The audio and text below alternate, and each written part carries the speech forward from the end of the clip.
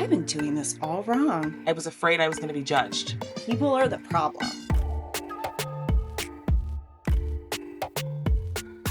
Hello and welcome to Critters and Culture, the podcast where we explore the fascinating intersection of animal welfare and cultural diversity. I'm your host and veterinarian, Dr. Azalia Boyd, ready to uncover how our cultural differences influence, enhance, and sometimes challenge the ways we care for animals and relate to each other. Join us on this journey through global traditions, learning from diverse perspectives, and advocating for empathy and respect in all of our interactions. Today, I am super excited to welcome another wonderful guest. I would say that we saved the best for last, but we've had so many best after best guests on the show. But this is our final recording for the season, and I'm excited to welcome Hannah Lentz, a dedicated leader in animal welfare and the driving force behind SPARC, supporting people and animal relationships for change. SPARC focuses on reshaping the narratives and stories surrounding the care of animals and the people who support them. With over 2 decades of experience, Hannah has worked at animal sanctuaries and shelters across the U.S. and internationally. Her work spans diverse communities from North America to countries like Mexico, Bosnia, and Chile, where she's led innovative community-centered programs. At SPARC, Hanna is passionate about the power of messaging to create positive change, bridging divides, and moving past harmful stereotypes in animal care. So today we'll explore how storytelling can transform animal welfare, how narratives impact care, and why inclusive and respectful messaging is at the heart of SPARC's mission. So without further ado, Hannah, welcome to the Critters and Cultures podcast. Gosh, thank you for having me and for that beautiful introduction. That was wonderful. And because I think about messaging all the time, I love hearing how people describe SPARC too. So, Well, listen, yeah. you and I have spent some time chatting about SPARC. Super excited that you started the organization not that long ago. You'll get in and tell us a little bit more, but the organization is needed, right? People do need to understand how important storytelling and narratives are. So before we jump in though, I do want the audience to get to know you just really quick. I ask Yeah. all of my guests an icebreaker question. So are you ready for Okay. yours? I think so.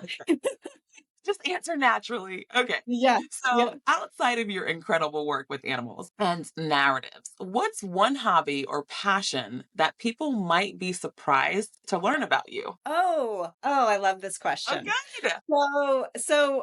I was just thinking about this morning. So I went to art school before I went to regular university. And actually there's a long, silly story, but I was supposed to go to regular university, but I applied to the art school first. And so I love making art. So I actually do ceramics. I do that weekly. I make sculptures and pots, and like it is a way that I just love to get in and do things with my hands and use a different part of my brain because I spend a lot of time, thinking about words and people and issues. So it's just like we're just getting into some dirt. Yeah, I love that. So you're really an artist. You're really a creative because storytelling is a form of art, right? And then you have this other form of art that is amazing. When I was younger, I always imagined that I would have a room in my house that had, all of my arts, my paintings, my ceramics. It never happens, but maybe in the future. But that is amazing. I love that. Yeah. Were you an art maker? Did you make art? I find that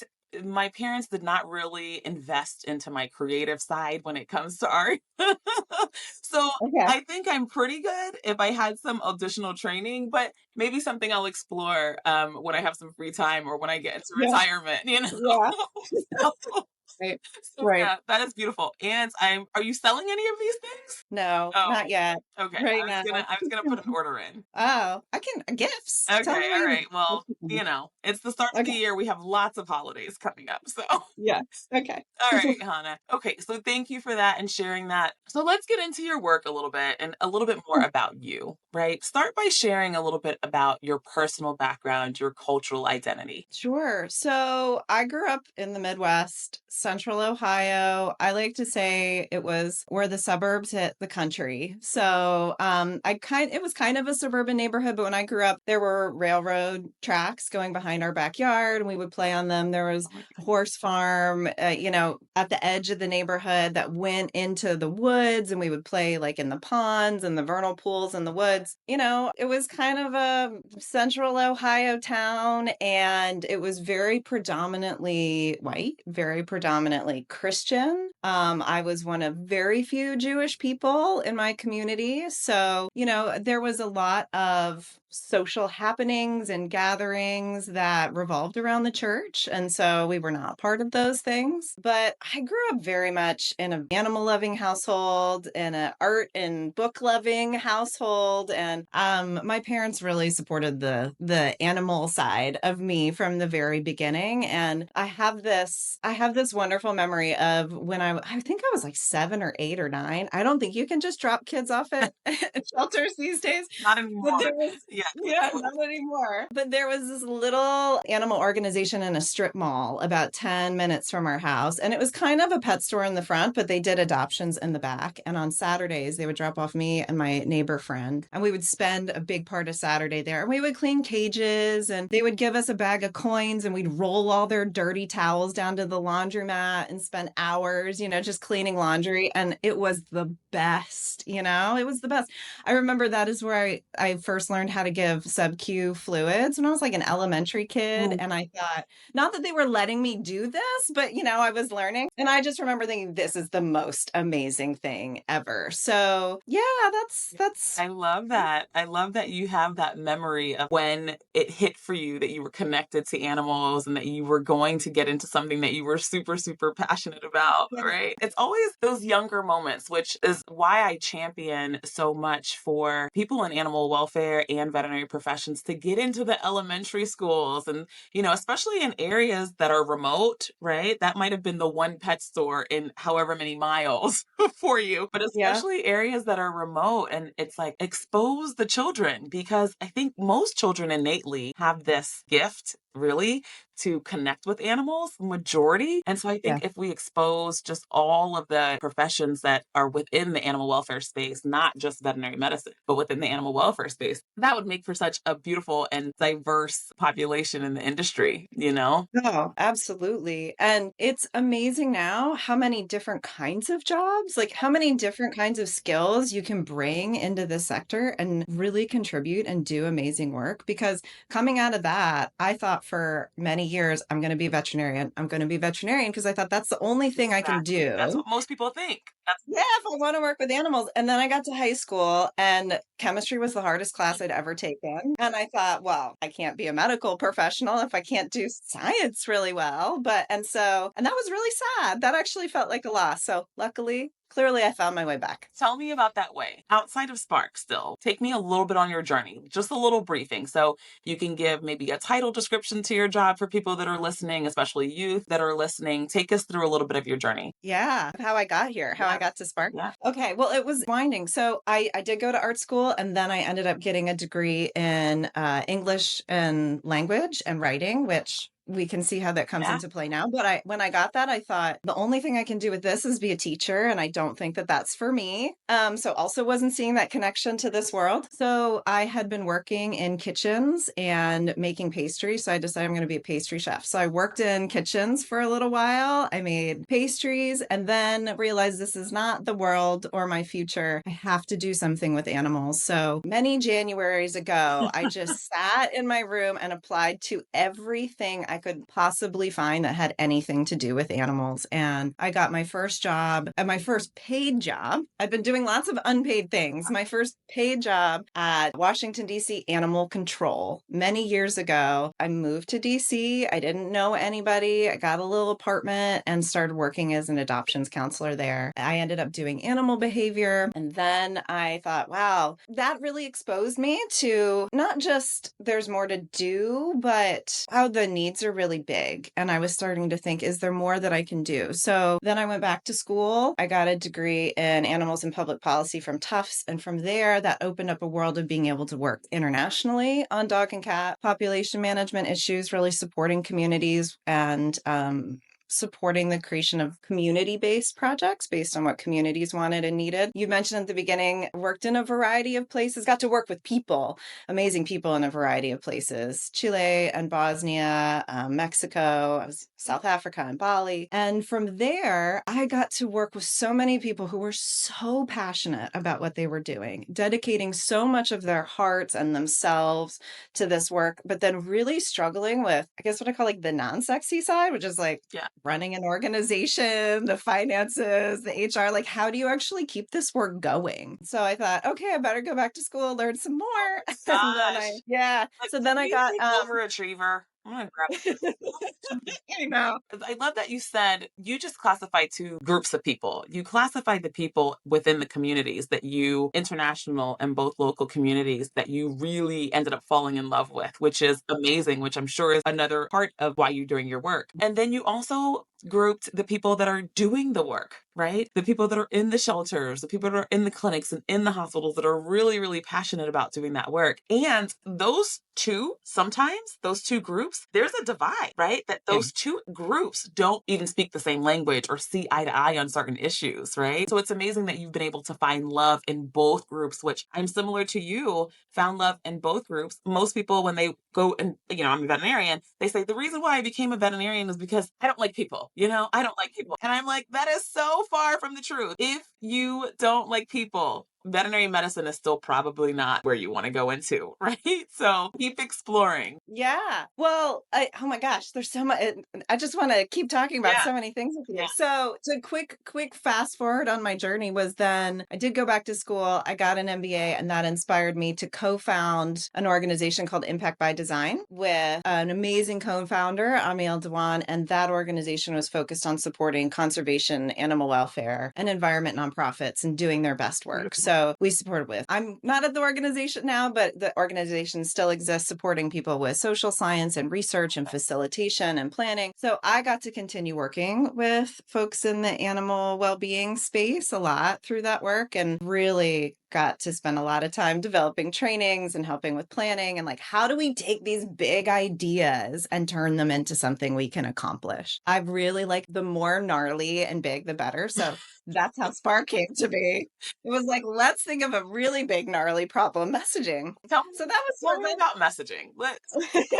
Why did you find that messaging and narratives were such a big problem? In all of the years, you said a couple decades, but we're not aging you at all. But in all of your experience, even going back to your very, very young years and your very first job, how did you identify messaging? Was there a particular story? Was there a particular incident that happened? How did you see it? When I think back to my time at Animal Control in DC, there was one particular moment where I feel like I had this huge shift. And I will preface this by saying that we think about, or we, SPARC, think about messaging and narratives as really connected to mindsets, right? Like how we're thinking about people, how we're thinking about animal issues, and how messaging and stories really power what we're thinking. So we have a lot of these ideas, beliefs, norms, just like really deeply embedded in us that often we don't realize. So when I started working in animal control in DC and I was doing adoptions, I was taught on an adoption process that was quite lengthy. And I will say I totally believed in it. I will own it. I thought this was the right adoption process. We were a shelter that was taking in a lot of animals, maybe 17,000 a year. The number I remember was that we had to euthanize about 70% of them. We just did not have enough space. So then I was sitting in the adoptions office, and the process would be first, it was a very long application. I'm surprised that we weren't asking for like a blood sample from people, because we had to know everything about everybody who might take one of our animals. And we would also take multiple applications, and then we would sit with those applications in front of us, and we would decide who is the best adopter for this animal. And sometimes, I'll be totally honest, we might get an application and we might think, I'm not sure if they're good enough. We're going to leave this open a little bit longer to see if we get any better applications. So this was kind of how things were going. It was very lengthy, all while we didn't have enough space. We didn't even have enough space for the animals coming in. So let me ask you real quick on that, because that's a very hot topic right now, right? It's like the overpopulation of the shelters and the ridiculous well, some would think it's ridiculous. The majority would think it's ridiculous at this point. The scrutiny that people have to go through to adopt a pet, right? Yeah. And then just Yeah. highlighting the fact that 70% at that time of the animals were being euthanized, right? There's still a high percentage of animals being euthanized in shelters. Shelters are still to this day overcrowded and looking for people to come and adopt these animals, right? Yeah. But it's Yeah. almost like the question is, are we doing ourselves in, right? Are we our own worst enemies, right? And is it Yeah. better to give a pet away to a family that maybe we don't think is the best family versus euthanasia? So what were some of the things as you sat in that committee? I know that this is not you and your thoughts right now, but I love the fact that you own it because these are moments of growth for Yeah. you. This is how SPARC became. These are moments of growth for everybody. So what were some of the conversations that were had in that meeting that would make people maybe not be best adopters? Oh gosh. There was one question in there, which is how much you were willing to spend on your pet. And it was the best answer was anything it takes, right? And some people would actually write a number. And if it wasn't a very high number, we would think, well, what are they thinking? Yeah. you know, I remember that question in particular because we would always go to it. We would look a lot at the histories that people had with pets. And if there was something that looked a little shady, like why didn't they keep that animal? What happened to that pet? That could give us a reason. So, yeah, I mean, these questions we had in our minds. What is this ideal that we're looking for? What do we expect people to say to us to prove to us? So I got to tell you what happened, because what happened was I ended up there was new management that came to the organization. They thought maybe we should change some things. And I was sent to a training about open adoptions, which was really about how to be less judgmental in our adoption processes, ways of having conversations with adopters instead of just using, that sheet of paper to decide. So there was this moment. We had this really cute, like red pitty kind of dog. She was about 2 years old back in our kennels, Seeing and her she had already. She's adorable. yeah, she's adorable.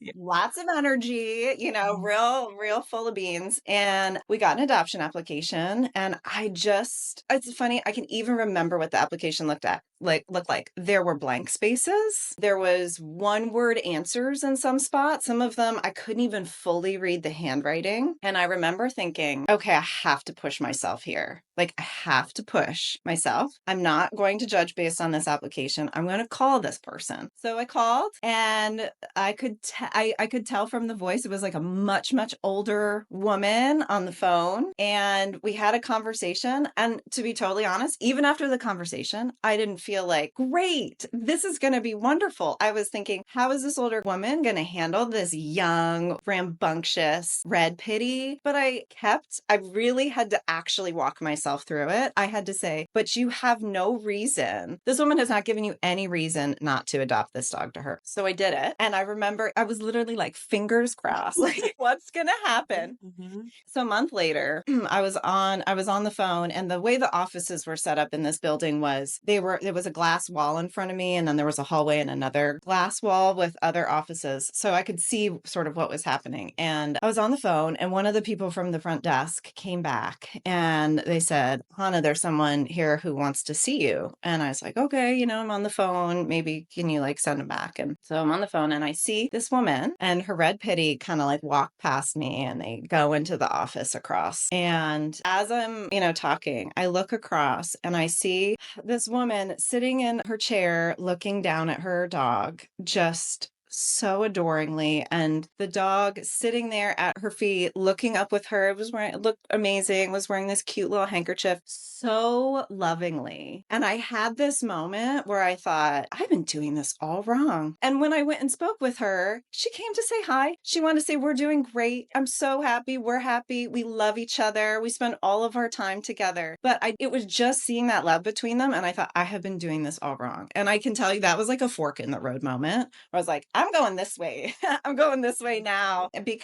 And you even brought up, like, think about what that was doing to our adoption numbers. And, we had all these animals coming in, and I've been sitting there as a gatekeeper for all these animals. And I thought, oh my gosh, like me a couple months ago, like this love that I'm seeing right now, I was preventing that from happening. So, I love that story, and I know exactly the look, and I'm sure the listeners know exactly the look of love. When you see it, it's there. You can't ignore it. And I've heard so many stories about that, those type of instances as well, right? With those that are unhoused and they get reunited. On social media right now, all the things that are going on in LA with the fires, right? With people getting reunited with their dogs. It's like a party and you're looking in people's eyes and the dog's eyes and everyone's happy, right? Everyone's happy in those instances. yeah. I will say that I have never been in the adoption space before, right? So you Mm. have a lot of experience in that adoption space. But I've always questioned and wondered whether there should be. I know there's open adoptions, right? Tell me a little bit about open adoptions. Tell the listeners a little bit about open adoptions from your standpoint and whether there should still be any scrutiny in when it comes to adopting. And this is a controversial question. Yeah. So, and I wonder it as well. And if so, what are those things that we should be looking for? I also Oh, have this idea from the veterinary standpoint that we as an industry think about what I kind of put in quotation marks as this ideal pet parenting ideology. What makes yeah. the best pet owner, right? I don't know if it was a study or if it was a poll that I was looking at, but I remember the biggest answer. It was a talk that I was giving actually, and I asked that as a poll question. What makes the best pet owner? What is it? And responses were coming in, and the biggest response I received was love. So if love is there, does anything else matter? Does it matter if you make $40,000 a year versus 20,000 versus no job? Does it matter if you have a pet or not? Does it matter if you live with 6 other people in a one bedroom, right? Are we the people as an industry to decide who gets pets? Right. I have an easy answer to that one for my feeling, which is, I mean, love. And what's so interesting is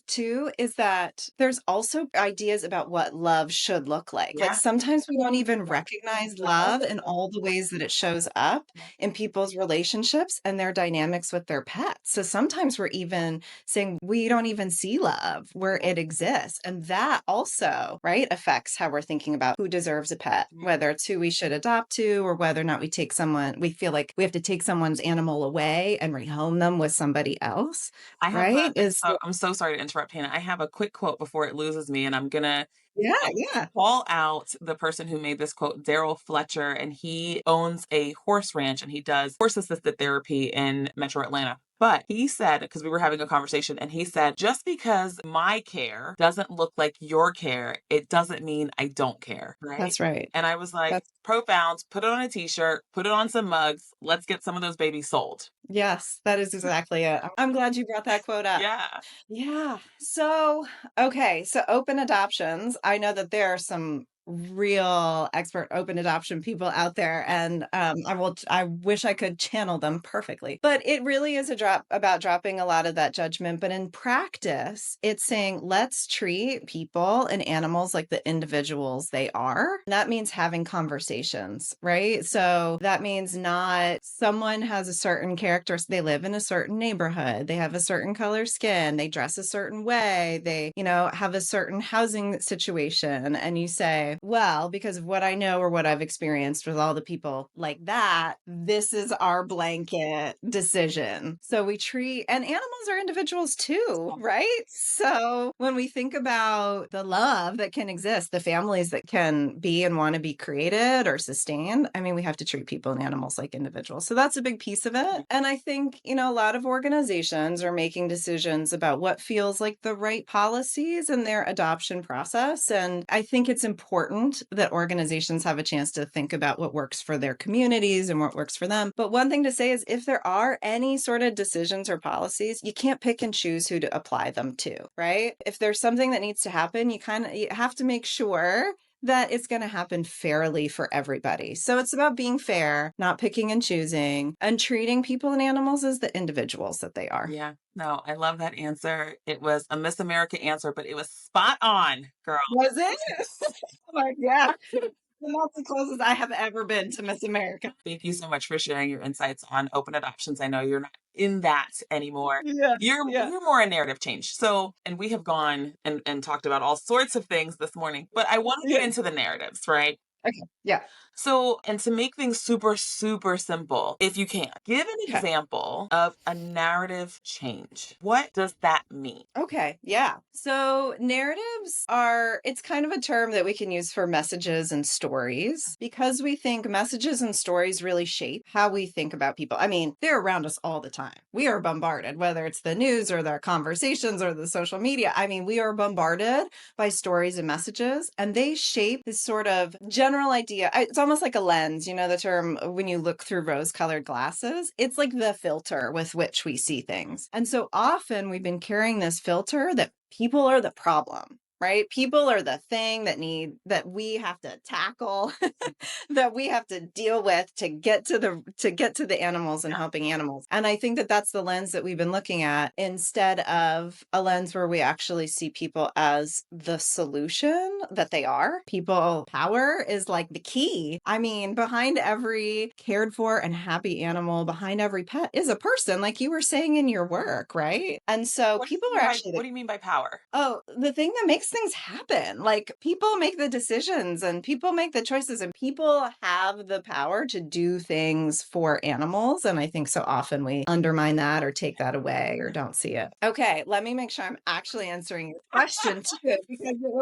it was about giving a specific example Yeah, of narrative yeah. change. I think one thing I know I have experienced this is organizations are running pet food pantries, right? There's good intentions. And then someone drives up in a nice car and our lens goes up, right? And we think, why are they here? Mhm. Like, if you can have a nice car, you can afford pets food. Like, stop leeching off of us, right? Yeah. Those are the Yeah. ideas that go Yeah. through our I heads. don't have a Ferrari, Yeah. And Yeah.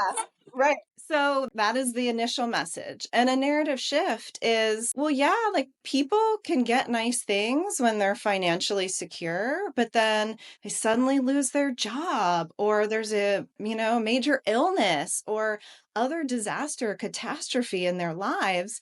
And suddenly they find themselves in a position to not be able to feed their pet. So you can't tell what someone's going through just by the car they drive. You can't even tell it's their car, just because they came here in it. And so that is an example of like what we may think before about a situation we go into and how we can think about it differently. okay, specifically for SPARC, when it comes to narrative change, SPARC is working on the mindset of individuals. Is that right? Is it that in combination with supporting other organizations on messaging as far as details in pamphlets or their handouts or pictures, Yeah. their support, their Yeah. their Yeah. resources rather. We think about it in terms of like mobilizing new narratives. What would it look like for us for mainstream messaging and stories to be different and to be out there in a way that we are really inclined to support the well being of people and animals and I think feel differently about people and a lot of the interactions that we're having. And so that mobilizing is a lot of different elements. There's what's happening at the individual level with mindsets and the skills that people might want to develop to be able to talk about issues and pets and people differently. And there's working with organizations who may be thinking about organizations are incredible Yeah. megaphones for messages, right? And so at the organizational level, that's also really important. But,